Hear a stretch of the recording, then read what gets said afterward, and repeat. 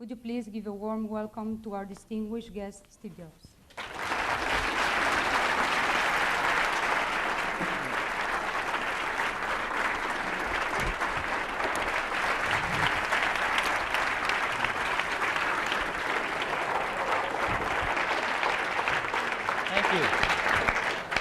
Hi.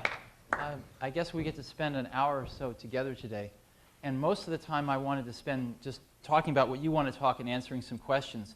But I thought if you wanted, I'd take about 10 minutes or 15 minutes up front and tell you what we're doing at Next and why the world might need another computer company. Is that something, do you guys think about these things? Okay. I thought I'd tell you about some of our mistakes. Maybe that would be more useful. We have a lot of scar tissue.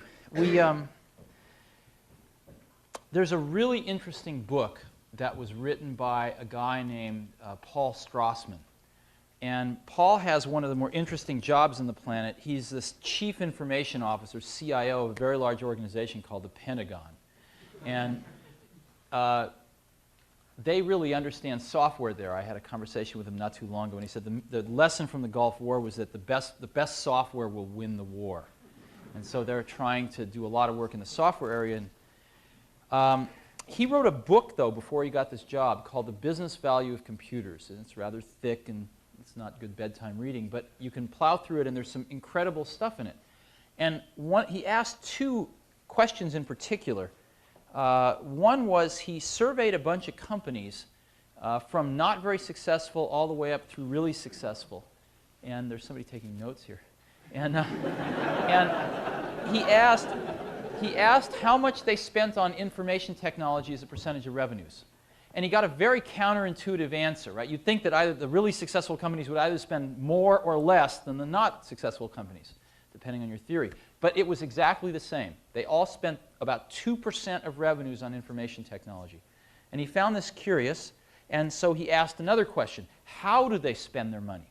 And he found out that the really successful ones, or actually let's start with the not so successful ones, as success increases and dollars increase, he found out that the not so successful ones spent the majority of their money on management productivity, and the more successful ones spent the majority of their money on operational productivity applications, right?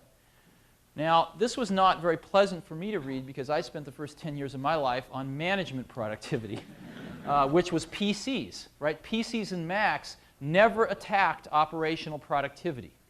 They just attacked management productivity. Why is that? Because you can't go down to your local computer store and buy an app that will help you do stock trading, or will help you run a hospital, or will help you in whatever operational part of your business you want to automate, right? Unless you're a very, very small business, then you could run some accounting packages. But other than that, if you're a medium-sized or large business, these things never attacked operational productivity.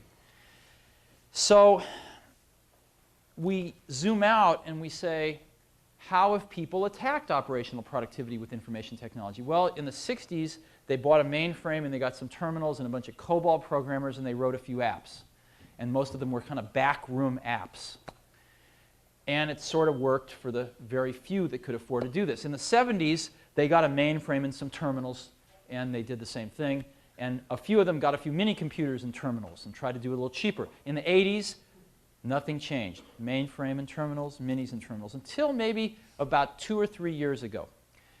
What happened 2 or 3 years ago was that the front office started to realize that they needed operational apps so bad that they couldn't depend on the MIS folks anymore. And they started taking life into their own hands and sometimes working with the MIS folks to start downsizing and getting some servers and running some industry standard databases like Sybase or Oracle in the servers, and making a little local area network and getting maybe some Sun workstations, and spending about 2 years writing some mission critical operational applications like trading apps for Wall Street. Perfect example.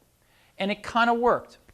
And the reason that they needed to do this was because more and more they were discovering that things like new products required a custom operational application. an example, if you're in financial services and you come up with a new product, it's only 3 things. It's an idea, it's a sales force, and it's a custom app to bang on databases to make the product real, to do the mortgage swaps or whatever it is you want to do. Without the app, you don't have a product. And so there's been an increasing buildup of demand from the front parts of corporations to create more and more and more of these operational applications. And I think it's going to get to the point where this becomes fairly clear that this is the next big revolution in desktop computing, is to create these, to attack the operational productivity, and as we start to re-engineer the way we do things, to automate a lot of this in custom applications. Sounds a little strange now to most people. Sounds like desktop publishing did in 1985. Nobody knew what it was. Everybody thought it was kind of a strange vertical thing over there. But my guess is it's pretty horizontal. And we're attacking vertical markets now that know they want this.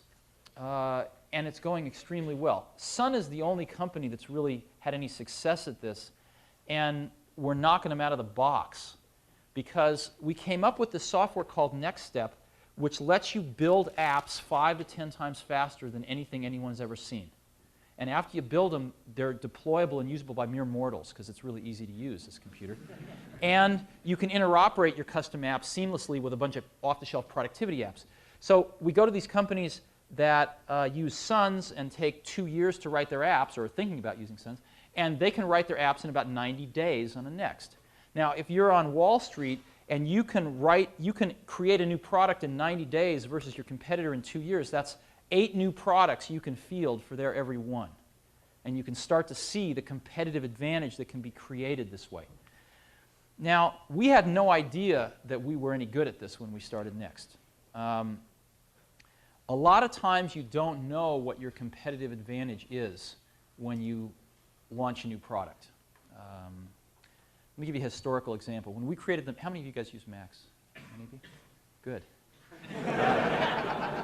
How many of you have seen a Next? Oh, how many of you use a Next? Oh, that's not so bad. We'd like to change that ratio. We're on the right track anyway.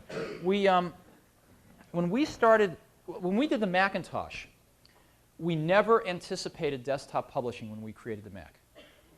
Sounds funny, because that turned out to be the Mac's compelling advantage, right? The thing that it did, not 1.5 or 2 times better than everything else, but 4 or 5 times better than anything else, where you had to have one.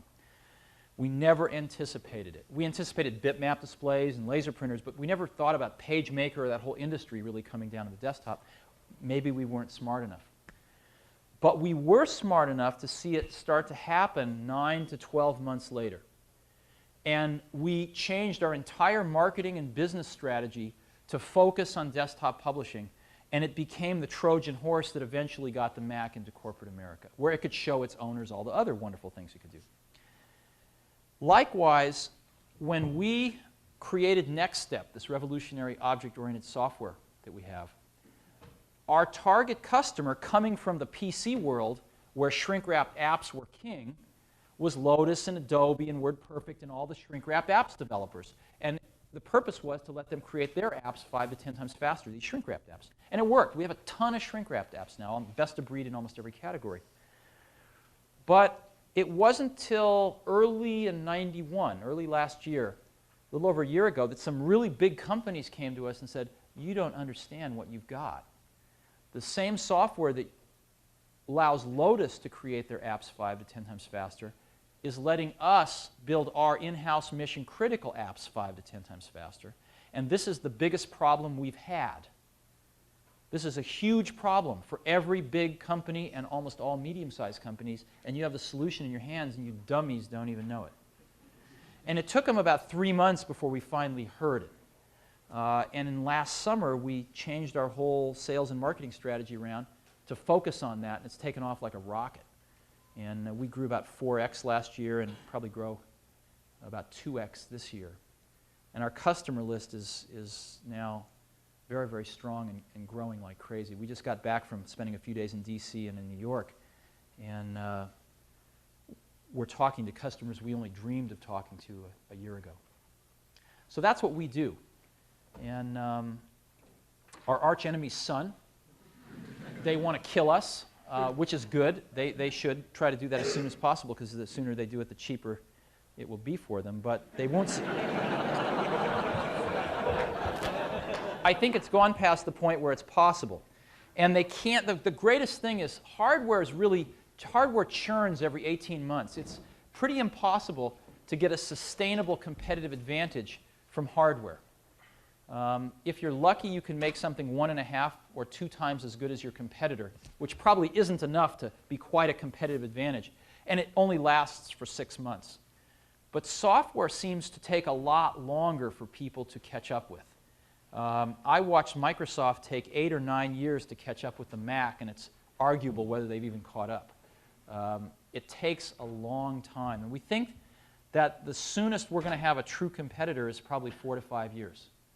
So we've got that amount of time to grow ourselves a $1 to $2 billion company so that we can compete with them on scale. See, today we can't compete with them on scale. We never have as many salespeople as they do, as Sun does. We don't have the ad budgets that they do. So we've got to have a better product.